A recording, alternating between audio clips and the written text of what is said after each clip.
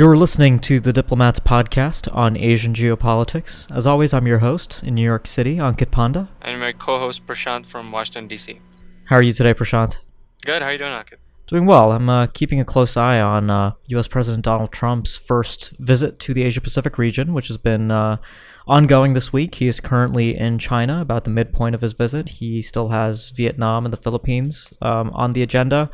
But Prashant, I thought today we would just take the temperature of how things are going so far on his trip, specifically the two legs that have been completed as of this recording, which are the two big Northeast Asian allies. So first, after leaving Hawaii, where Trump was briefed by Pacific Command, he went to Tokyo, spent a couple days there, golfed with Shinzo Abe, took part in other official and unofficial activities there. And then he spent some time in Seoul. And the timing of this trip is really interesting because this is the first trip by a U.S. president to this region since North Korea tested an intercontinental range ballistic missile. And as we've talked about on previous episodes, that specific capability introduces new challenges to the task of alliance reassurance. It just makes everything a little bit harder. I mean, reassuring Northeast Asian allies has never been difficult for the United States. But pretty much now, anything that would be a net positive in the past now really goes half as far, and anything that would be a net negative in the past as far as the alliance reassurance task goes is twice as bad, in some ways. So, and there was a lot of anxiety, I guess, that Trump would maybe go off the cuff, go off the script. And very broadly, I mean, from a 30,000-foot view, it seems like he's mostly been able to keep on script, certainly a little bit more in Seoul than in Tokyo. But let's start a bit in Japan and talk a bit more in detail about what we observed there. Obviously, it was a packed agenda. The alliance was certainly at the top of that agenda, but also simmering, let's say, uneasiness, not quite tensions, but uneasiness about the trade relationship between Japan and the United States, which has been apparent since shortly after the inauguration, when the United States unilaterally confirmed that it would be leaving the Trans-Pacific Partnership. Tokyo remains invested in high standards trade agreements like the TPP. But anyways, Prashant, I wanted to ask you, you look at Trump's time in Tokyo, what really struck out to you? Yeah, I mean, I think you framed the visit correctly, which is, number one, I think folks were very worried about whether President Trump would kind of go off script. And then secondly, I mean, the bar for the overall trip was pretty low, right, given the past history of the president, as well as the fact that on Asia policy, there's still a lot of uncertainty remaining even on the broad contours, right? Like even on China policy, we don't really know where this administration is headed yet. A lot of senior officials and positions haven't been appointed yet, and even his domestic agenda hasn't been built out yet. So, the main focus of the trip was really to just reinforce his commitment, and I guess that starts with the true traditional Northeast Asian allies the United States kind of holds as anchors in the Asia Pacific. So with respect to Japan, like South Korea, I think that a lot of the work for the visit, thankfully, has already been done, right? I mean, Abe was in Washington already. There's been, on the trade side and the economic side, there's a dialogue led by Vice President Mike Pence already. So this was really just to reinforce things, and President Abe and Prime Minister Abe and President Trump already have a pretty good relationship that's been built up. So that was pretty good. But I think, you're right. The Japanese, I think, are very concerned on the economic side, on North Korea policy, and a lot of that will have to be seen going forward. I think the one thing that I'll say that was interesting coming out of the visit is there has been this question, right? I mean, President Trump withdrew from the Trans-Pacific Partnership. And the question is, what is U.S. Economic engagement look like regionally? There was some focus in terms of the U.S. and Japan doing things together in the Asia Pacific, or the so-called Indo-Pacific, right, on energy, on infrastructure. So that was, I think, one thing that we can give the administration credit for, beyond, the fact that there weren't any major off-script moments. Yeah, I mean, there's that old cliche about, U.S. foreign policy in Asia, which is that 80% of the task or 70% of the task is just showing up. Hmm. And you show up, you tick the boxes, you say that the alliance is ironclad, that the United States will use the full range of capabilities to defend Japan and South Korea, and you've already done most of what needs to be done on a trip like this. The bonus, obviously, for Trump, who he's a very personality-driven guy. I mean, he on one level, he wants to stir up these personal relationships with Abe, Moon to a lesser extent, and certainly Chinese President Xi Jinping, who he's been tweeting about quite a bit. But we'll talk about the China leg of the visit, which is yet to be completed on the next episode. But if I really had to nitpick the Japan visit, and this already tells you how comparatively well things got, that I sort of do have to do a little nitpicking to find things that were maybe not so great as far as the alliance reassurance task goes. I mean, first there was this announcement that Trump made at the joint press conference that Abe would be buying kind of missile defense systems from the United States, and then he'd be shooting North Korean missiles out from the sky. And he used this, very kind of condescending tone that really struck out to me as he should be doing. And he made this off the cuff jab during his prepared remarks when he said, well, the U.S. economy is better than the Japanese economy, but you guys can be number two. And it's just this old kind of, the old classic late 1980s Trump mindset on Japan. A lot of that seems to still be very hardwired into how he perceives the Japanese economy. So that was maybe, just those moments. Anytime, I think maybe those moments aren't going to be as much of a sticker in Tokyo as they might be for kind of analysts outside Japan. I think in Japan, the fact that, Trump said all the right things about extended deterrence, about the alliance, and even on North Korea policy, Abe and Trump pretty much stood shoulder to shoulder. Neither of them explicitly opened a path for dialogue without denuclearization preconditions, and Trump actually reaffirmed that in his speech to the South Korean National Assembly. So all things considered, I think this went pretty much as well as it could have gone in Tokyo. Yeah, absolutely. And I think you wrote a piece on the technicalities of what Trump was saying about missiles and being able to shoot them down, and and I mean that's right. And I think these are important specifics that on an issue like North Korea or even an issue like the South China Sea, I mean, this is something that you do expect, and I think we've come to expect U.S. presidents to be fairly conversant in and very cautious in what they say. But unfortunately, that's not something that we can expect clearly out of President Trump, right? And this creates a whole media cycle onto itself where people are seeking clarification. Does he mean what he said? Was he joking? But clearly, it causes a lot of anxiety that already was there on the North Korea question. So it isn't helpful. Yeah. And I mean, on that question of the arms, the transactional rhetoric that Trump used to talk about this arms deal, I guess, with Japan. I mean, here's what he said. He will shoot them out of the sky, them here being the North Korean missiles, when he completes the purchase of lots of additional military equipment from the United States. The Prime Minister is going to be purchasing massive amounts of military equipment, as he should, and we make the best military equipment by far. I mean, just that whole bit, some people ran with that as kind of allied reassurance, but to me it seemed transactional, not necessarily sensitive to Japanese security requirements. And our colleague Franz actually pointed out on Twitter a really important component of this, which is that, Japanese military procurement decisions aren't simply, it's not a matter of flicking the light switch like other countries. I mean, this was... they would have to, portion the funds, and then eventually these capabilities, maybe 5 or more years down the line, would make it into the Japanese inventory. And there are real developments that are happening on the missile defense front that I think are significant, and they actually predate, this trip, and even go back to before Trump was elected. Japan will likely be procuring the Aegis Ashore system, for example. Japanese Defense Minister Itsunori Onodera announced during Trump's visit that he'll be traveling to Hawaii to inspect the system there. It makes sense for Japan, given its the size of its territory and its location comparatively to North Korea. So yeah, there is movement going on, but just this it did that criticism that some people were levying against Trump, that it made him sort of look like the arms dealer in chief and less a compassionate ally. I think is well placed to an extent.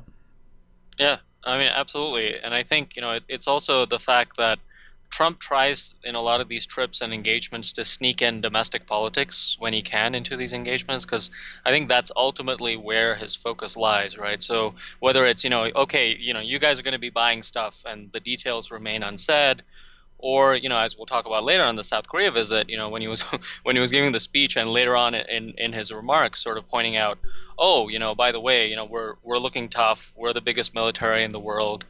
This is where the best equipment gets made. So that a lot of these things, there's a lot less to them than I think is often made out to be. So. Yeah, yeah. I mean, actually, it's kind of my one. I'm sort of putting together still a unified theory of Trump, and one of the things I've realized is that all of these stories that come out in his kind of diplomatic and foreign interactions that seem to be very much outside the realm of regular protocol or very unusual. I think there is usually a good domestic political explanation for it. I mean, he's the America First president. He knows the kind of headlines he's going to get if he, is seen as berating Japanese car manufacturers. A few of them still don't actually build their cars. I mean, a lot of them do. Overwhelming majority of cars sold, Japanese cars sold in the United States are actually manufactured in North America.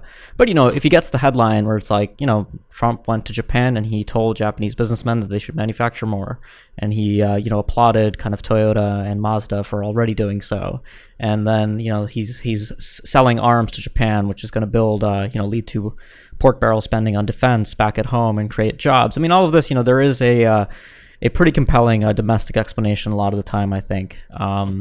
But let's move over, across the Sea of Japan, or East Sea, depending on your preference, to Seoul, where Trump became the first U.S. president in 25 years to participate in a state visit.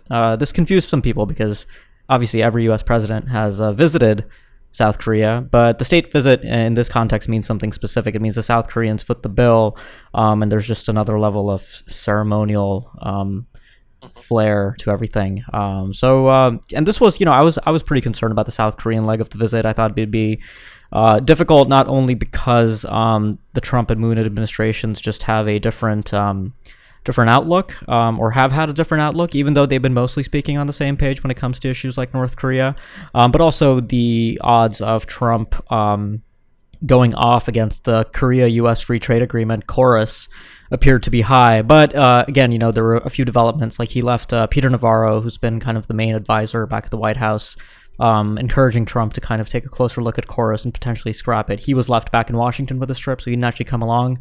So a lot of this, seemed to be fairly well coordinated by the NSC staff and responsive to kind of the interagency planning process on Korea policy. And Korea, I thought, to me, it actually looked like it went a lot better than the trip to Tokyo. I mean, not that it was an appreciably large difference. But yeah, I mean, it seemed to have come off mostly well. I mean, he did talk about the location of U.S. nuclear submarines when he was speaking in South Korea, which is never a good practice for a president, and Trump's done that a few times now. But, he didn't go off the rails and threaten fire and fury, a nuclear first use against North Korea for simply threatening the United States.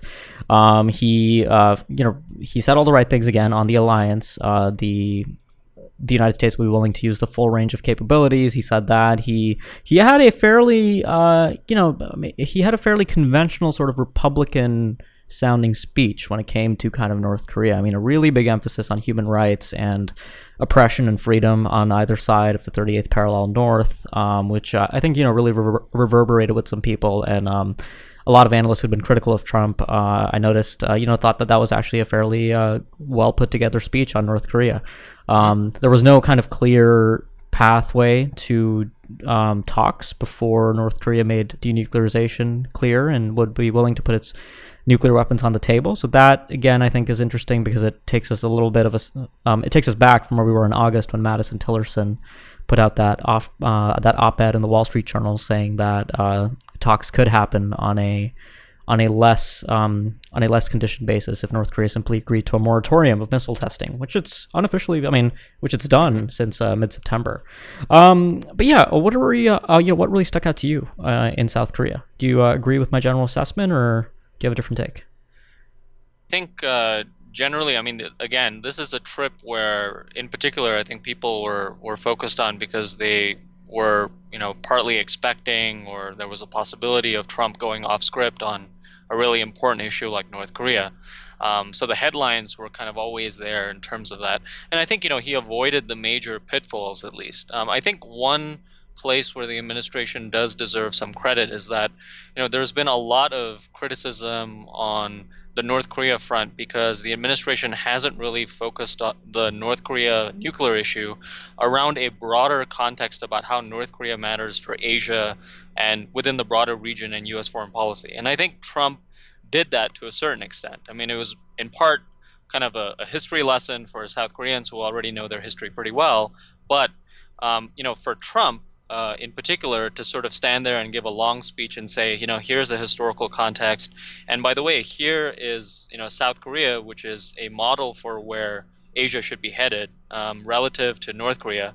I think he called the South Koreans, the South Korean story of the Korea miracle, right?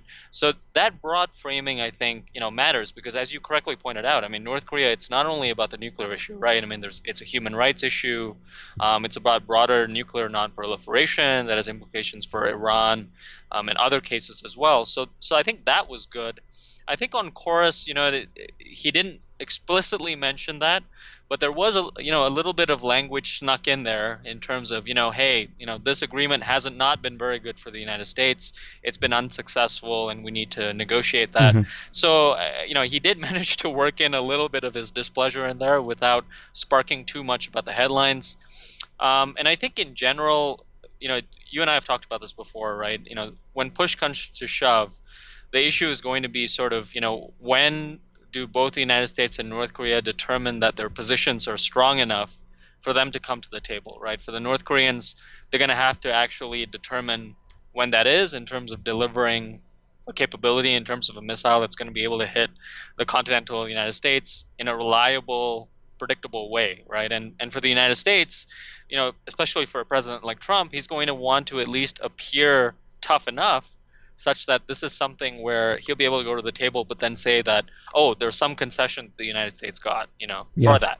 So until we approach that point, irrespective of what Trump actually says and a lot of this transactionalism that's going on, I think that's going to be the major question. One other final point, you wrote about this as well, right? I mean, that one of the issues that came up was, how South Korea is sort of playing the United States, but also trying to repair its relationship with China. And I think there you saw Moon hint a little bit at that. I mean, he was still being a bit deferential to Trump, but he did, the phrase balanced diplomacy did feature in his remarks, which, tells you that, I mean, he is signaling, and I think South Korea is definitely signaling to the United States that, hey, listen, we understand that you're taking this tougher approach. We're with you in terms of the alliance relationship on the security side. But, we are still going to do what we're doing, which is still cultivating some closer ties with China because they're important to resolve the North Korea question too. Right. Absolutely. The autonomy question has always been important to South Korea. Another major accomplishment or deliverable from this trip was the revised missile guidelines, lifting the payload limits on South Korea's missiles for its massive punishment and retaliation strategy. So the South Koreans will continue to build longer range missiles, missiles with unlimited payloads, which effectively means that their ranges are going to be unlimited as well, since you can lower the payload weight on a missile designed to carry a heavier payload and effectively increase its range. There is a lot going on right now with South Korea's own plan. I mean, this whole agreement with China over THAAD, I think, is fascinating. Just the way it played out and really sort of came out of the blue before this trip to Asia, and the White House was caught off guard fairly, it seemed. I mean, McMaster addressed it in a press conference beforehand, but it really didn't seem like it was the result of detailed kind of behind the scenes coordination between the United States and South Korea. It was something the South Koreans and the Chinese have been working on for some time. Briefly, Prashant, I will say, you think back to kind of the rhetoric we heard out of Trump as a candidate about alliances, about proliferation, about host nation support payments in Japan and South Korea. I mean, if you'd asked me, and this is, to give, I guess, Trump some credit here for his performance in Japan and South Korea. I mean, I could have never imagined that he would have, behaved the way that he did on these trips. I mean, you noted, his language on trade, even on Chorus. I mean, in South Korea, I guess he didn't really do much, but in Japan, there's a little bit more about that. Japan's been winning for decades. I believe to use that sort of formulation, which is again, funny to long-term followers of the Japanese economy who might be familiar with the so-called lost decades. But yeah, it's really fascinating to see how I guess his staff have managed to fairly contain him well. And Orville Schell, who's at Asia Society, he's actually traveling with Trump, and he's been sort of, I guess, keeping this diary just of his impressions. And he had this really interesting framing that I liked about how, when Trump delivers these speeches from the teleprompter, it's a process of learning from him. I guess, there isn't a lot of faith that he's reading any memos that the NSC might prepare for him. He might be dozing off during his presidential daily briefings, but when he's reading these speeches, he's there. We have evidence that he's reading these words and he's internalizing them to an extent, and that might be a process of discovery for him. The fact that people kind of criticized his speech to the National Assembly for including kind of a Wikipedia summary of South Korean history and what South Korea is. Yep. But in a way, when he was saying those words, it was for him kind of maybe a process of internalization about it's like, okay, South Korea is a large democracy, an economic miracle. It's a close U.S. ally, and it's sort of he's learning about the U.S. alliance system as he's going about with this diplomacy. And I guess this is a theory that really you can support or criticize right now. I guess over time we'll see if this has any sticking power. But overall, overall so far so good. A lot could have gone worse. Let's just say. And the North Koreans didn't launch a ballistic missile, which I found interesting. They could have at least launched off a few Scuds, but nothing this time. No, I think definitely. From the campaign out to now, it's been a year, and I guess given some of the predictions that folks had before, I definitely think that we've seen a lot more continuity than that. And there's always been kind of a tension when you have a rather unconventional administration coming in. Like you think of the Carter administration in the late 1970s coming in, and there was an adjustment period there by advisors and such. I think the key issue to watch there is Trump's shown that he's more flexible on these security issues, where he can be hard and sort of hard-nosed because that fits with kind of his personality. When it comes to trade, though, that's a more difficult issue, and so we'll have to see how he moves on that. And then the other one is obviously human rights and democracy, right? Given where the region is now, a lot of worrying trends, particularly in Southeast Asia, a conventional Republican foreign policy or administration where I think a lot of folks hope that this will be at least, right? At the very least. You can have policy disagreements on that, but we're far off from that, at least in terms of trade and democracy and human rights. I think there will be a period of stabilization there, but that's where I think a lot of our conversation will pick up on the later legs of the visit, right? Whether it's China or Southeast Asia. So. Right. And I guess to give listeners a teaser for the next podcast that we'll do, looking at the final bit of this trip, is this broader idea of quote unquote a free and open Indo-Pacific, which really seems to be the Trump administration's burgeoning catchphrase for its strategy in Asia. It has similarities to familiar concepts like the Principled Security Network that Ash Carter introduced, and older concepts as well. We're seeing a resumption of quadrilateral cooperation, a long-time dream of Shinzo Abe's dating back to at least 2006, if not earlier. A convergence between democracies. There was a recent U.S. Sri Lanka ministerial statement that even alluded to this idea, showing that it's obviously open to countries all over the region. And it's, it might be the United States' answer to China's Belt and Road push. But we're going to save that for the next podcast, Prashant, when Trump will have concluded his trip to China, concluded his trip to Vietnam, his attendance at APEC, delivered a major speech around that theme of a free and open Indo-Pacific, and then he'll be in Manila, and he'll also attend the ASEAN Summitry and the East Asia Summit, which he decided to extend his trip to do. So there is a lot to look forward to here, and a lot of what we said about the alliance management task in Northeast Asia. We might have a slightly different assessment. Fatigue is a real problem on these trips, especially for Trump. He's famous for not coping well with these long foreign trips, especially his first trip in May. So there's a chance that by the time he at least ends up in the Philippines, he might be in not such a great mood. Yeah, and that sets up very well for the summit meeting with Duterte. Oh yeah, exactly. Yeah. Another charming gentleman waiting for him there. But thanks for joining me today, Prashant. Absolutely. And for our listeners, like I said, we'll be back soon with more. In the meantime, if you like what you hear on the podcast and you haven't subscribed, please do so you can keep up with the latest episodes. And if you have subscribed for a while but you haven't left us a rating on iTunes, please do so. It really helps get the word out about the show. Thanks a lot for listening, and we'll be back soon.